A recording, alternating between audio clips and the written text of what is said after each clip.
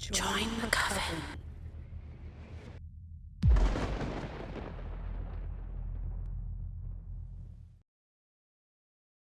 I have been dead for 145 years. A story written by MMKR2. I remember the date better than anyone else, for this day was the day I met my demise. It was seemingly average to most, with the exclusion of a few, but to me, it was what changed my world and my perception of time. August 14th, 1874. I was the owner of a farm down south, a farm that made my wife and I's living. It was rather small, but it was enough. The days would be long and filled with labor, but it was home. Later, in our young marriage, my wife Mary and I had our first child. His name was Robert, to which we called him Rob. He was an intelligent young boy, showing a high potential in life at such a young age. He grew to be a strong boy, to the age of 10, when this story takes place. My farm was old, and the buildings were dilapidated, for we had little money to spend other than for our living expenses. Bucket in hand, I started across the farm and to the cows, happily whistling an old tune. My heart rattled when I heard a creak. The silo above me was an eyesore, being one of the oldest buildings that still stood, and it was starting to give out. I made a note of it in my mind and continued down the dirt path and into the barn ahead. I tensed when I caught sight of Rob standing in front of the barn, awaiting me. "What are you doing out here, son?" I asked as I approached him. I opened the barn and started towards one of the cows. "Why, I was just walking around when I saw you skipping over." He let out a small laugh. My face reddened at the slightest. "I oughta put you in your place for saying that," I remarked. Rob darted out of the barn like a bullet and ran to the neighboring buildings. I dropped the bucket and started after him. I heard the creaking louden, and sure enough, Rob was running in the silo's direction. I sprinted as fast as I could, but Rob was no easy kid to catch. I could hear him let out a playful laugh when I suddenly heard the roof give in. The top piece was raining down from the sky, casting a shadow over me. I was running faster than a grasshopper, so it'd be no easy task to stop before the roof hit the ground. Luckily, Rob has already passed it and crashed to the ground out of breath. My shoes skid the ground, making dust fly, but I had drifted too far into the range. The million-ton piece had hit the ground, making my dust cloud seem like a cigarette smoke compared to the full cloud. My vision went dark. I didn't feel anything from the fall, strangely enough. So I brushed myself off and headed out of the ruins. What an anomaly, I thought to myself as I ran out to tell Rob about my lack of injury. "You're in a lot of trouble for letting me near my death like that," I jokingly yelled. Rob's expression didn't follow through with my comment, though, like he hadn't heard me. Instead, he stared with the color drained from his face. I approached him, this time right near him. "Son!" I yelled. He was ignoring me, I thought. Rob ran in the direction of the house. I followed close behind, not feeling anything other than the wind. At the front of the porch stairs, Rob had broken down like the silo and collapsed to the ground, head and arms sobbing. I sat on the stairs next to him and put my hand on his shoulder. As I reached, my hand went straight through him. My heart stopped, and my brain went numb. Mary had walked out of the house, and straight through me as she saw the fallen silo top. "It's horrible! Dad got crushed!" Rob cried out. Mary's eyes teared up. "Don't move out of this house, you hear? Get inside and make yourself comfortable," Mary said. "Hello?" I yelled.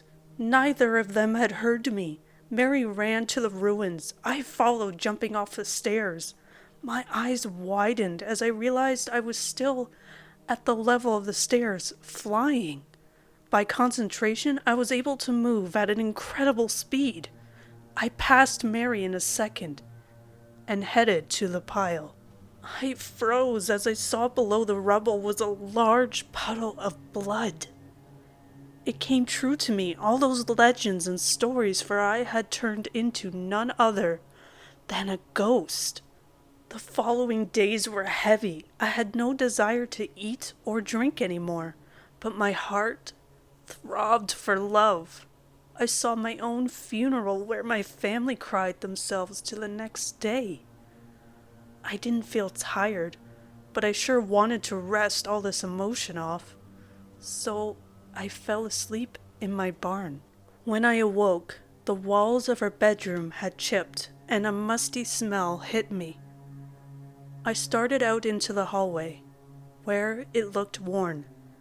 I went to Rob's room to check on him, but his room was nothing more than empty. Startled, I went down the stairs to greet Mary, even though she couldn't hear me. I shook as I saw the wrinkles on her face. She was by the fireplace knitting. I saw a calendar on the mantel, and I read it to see January 12th, 1890.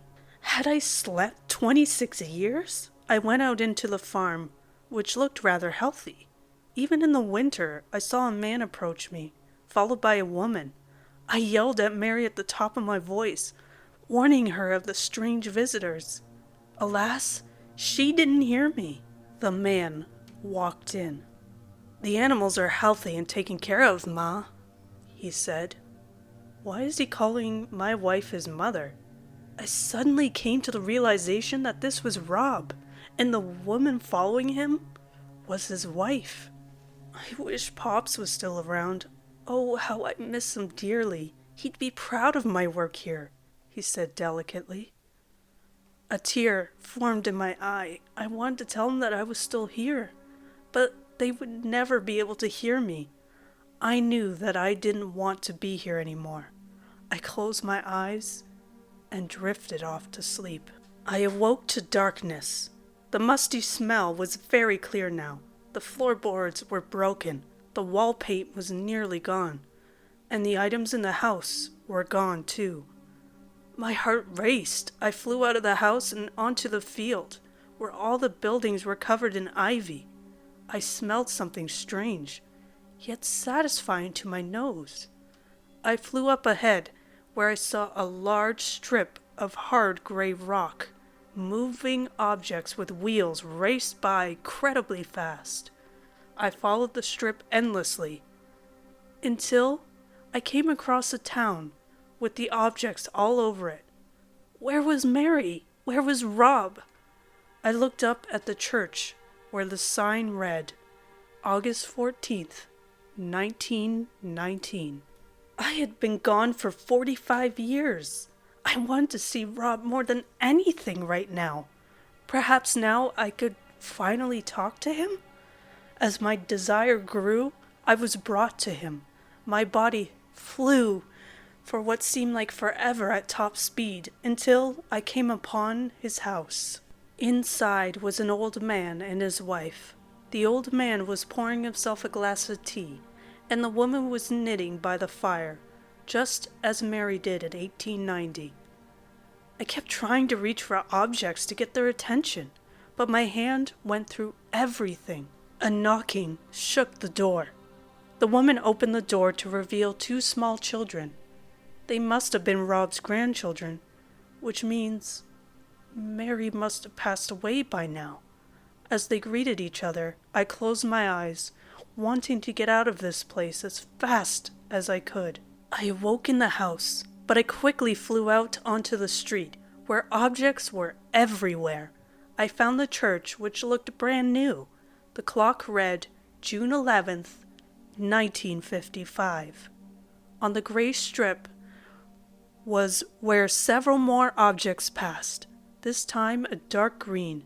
There were a bunch of soldiers on the top of it, with the strangest uniforms I've ever seen. This time, I wanted to learn about the future. I wanted to know what all this was, so I stayed around the city for a long time.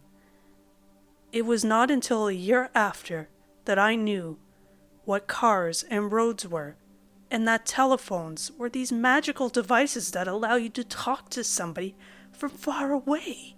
A TV was a machine that allowed you a window into other people's lives. It was all so stunning to me. Here I was, still in my overalls, while everybody else wore suits and ties. It was 1956 when I decided to finally go into the house. There were a few adults and kids there, all of which I didn't know. I knew for certain that Rob was dead, and his kids had become old, and his kids' kids had become old. By this time, I figured my great-grandchildren were alive. It haunted me, but I wanted to go ahead. I closed my eyes and drifted to sleep. I awoke to hear the sound of cars everywhere. I flew out of the house to see the roads and buildings, which were much taller. People were walking all around the streets, some holding an object up to their ear and talking. This, my friends, is the time I am in now. The clock read July 16th, 2012. People were tapping these rectangles. The cars that passed were nearly silent, and the buildings were glassy.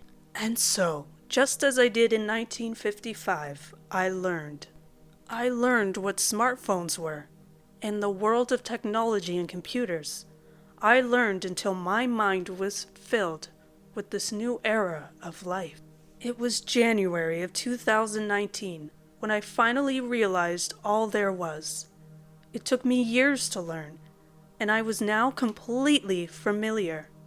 By this time, I visited my family and saw that I was a great-grandfather since my children had children young.